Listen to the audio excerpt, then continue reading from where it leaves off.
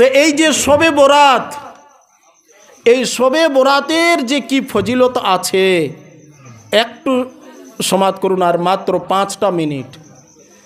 হজরত ঈসা আলাইহিস সালামের জামানা, হজরত ঈসা আলাইহিস সালাম এক পাহাড় দিয়ে যাচ্ছিলেন। যেতে যেতে হজরত ঈসা রুহুল্লাহ দেখছেন যে একটা পাহাড়ের উপর খুব সুন্দর উজ্জ্বল সাদা পাথর, জগমগ জগমগ করছে ওই পাথর। হজরত ঈসা আলাইহিস সালাম ওই পাথরকে দেখে আল্লাহ পাকের শুকরিয়া আদায় করলেন যে আলহামদুলিল্লাহ, কি আল্লাহ পাকের কুদরত, আল্লাহ পাকের কি শান, এত সুন্দর উজ্জ্বল পাথর আল্লাহ পাক এই পাহাড়ের উপর তৈরি করে রেখেছেন।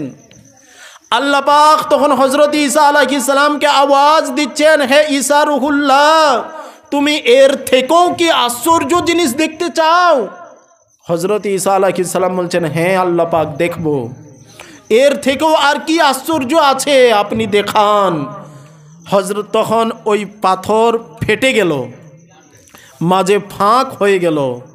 হজরত ঈসা আলাইহিস সালাম ওই ফাঁকে, পাথরের ফাঁকে ভিতরে তাকিয়ে দেখছেন যে ওই পাথরের ভিতরে একটা খুব বড় জগৎ রয়েছে। হজরত ঈসা আলাইহিস সালাম তখন ওই পাথরের ভিতরে প্রবেশ করলেন, ভিতরে ঢুকলেন। ঢুকে কি দেখছেন যে একজন নুরানি চেহারাওয়ালা বুজুর্গ রয়েছেন, মাথায় টুপি, খুব সুন্দর নুরানি চেহারাওয়ালা বুজুর্গ আল্লাহ পাকের ইবাদতে মশগুল হয়ে আছেন। সামনে একটা আঙ্গুরের গাছ রয়েছে আর একটা পানির ঝর্ণা ঝমঝম ঝমঝম করে ধীরে ধীরে পানি পড়ছে। হজরত ঈসা আলাইহিস সালাম ওই নুরানি চেহারাওয়ালা বুজুর্গকে সালাম দিলেন, তিনি সালামের উত্তর দিলেন। আবার হজরত ঈসা আলাইহিস সালাম জিজ্ঞেস করছেন যে আপনি এখানে কি করেন?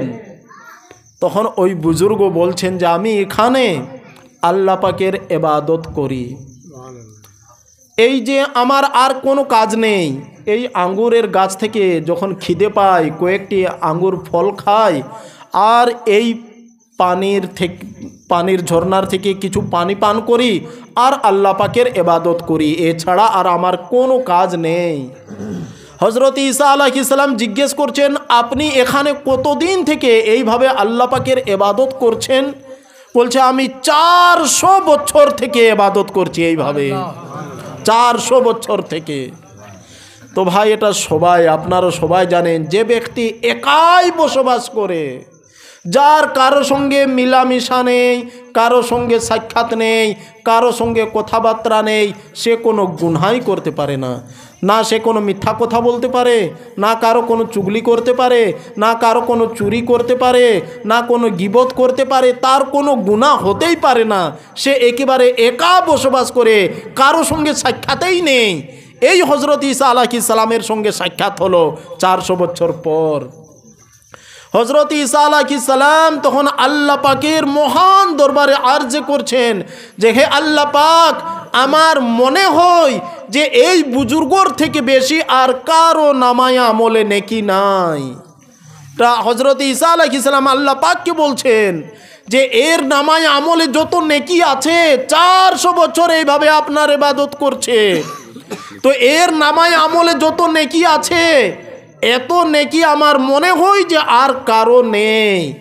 আল্লাহ পাক তখন হজরত ঈসা আলাইহিস সালামকে বলছেন, হে ঈসা রুহুল্লাহ, শুনো, আমার এমন হাজার হাজার বান্দা আছে যার এর থেকেও বেশি নেকি আছে।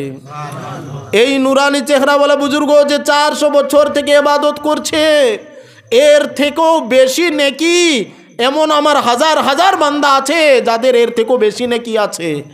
হজরত ঈসা আলাইহিস সালাম চমকে উঠলেন যে এমন হাজার হাজার বান্দা আছে যাদের এর থেকেও বেশি নেকি, 400 বছর শুধু নেকিরই কাজ করেছে, কোনো গুনাহ করে না, একটানা দিন রাত ইবাদত করে এসেছে, এর থেকেও বেশি নেকি আছে এমন হাজার হাজার বান্দা আছে। হজরত ঈসা আলাইহিস সালাম বলছেন, হে আল্লাহ পাক, ওই বান্দারা কারা? কারা? ওই লোকগুলো কে? আল্লাহ পাক তখন হযরত ঈসা আলাইহিস সালামকে বলে দিচ্ছেন, হে ঈসা রূহুল্লাহ, শুনো, আমার আখরি নবী, নূরের নবী, আমার সবচেয়ে প্রিয় নবী, নবী মুস্তাফা সাল্লাল্লাহু তাআলা আলাইহি ওয়াসাল্লামের উম্মতের মধ্যে যারা শবে বরাতে মাত্র 2 রাকাত ওই শবে বরাতের লাইলাতুল বরাতের নামাজ আদায় করবে, আমি তাদেরকে এর 400 বছরের ইবাদতের থেকেও বেশি নেকি দেব। তো এই ভাগ্যবান খুশনসিব একমাত্র আমরাকে এই সুযোগ আল্লাহ পাক দিয়েছেন।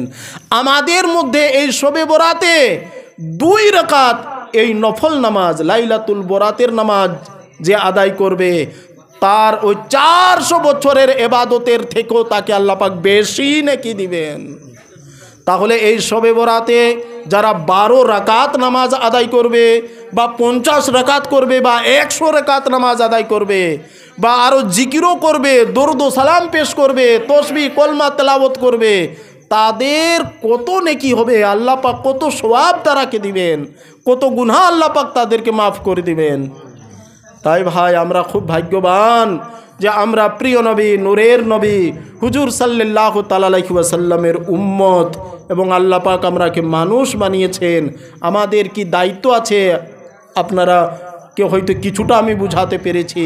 তাই আল্লাহ পাক পরওয়ারদিগারে আলমের কাছে দোয়া যে হে আল্লাহ পাক পরওয়ারদিগারে আলম আমরাকে সকলকে সিরাতাল মুস্তাকিমের মধ্যে পরিচালিত করুন, বলুন আমিন। আর সকলেই এই শবে বরাতে দোয়া করবেন, মাগফিরাতের দোয়া করবেন।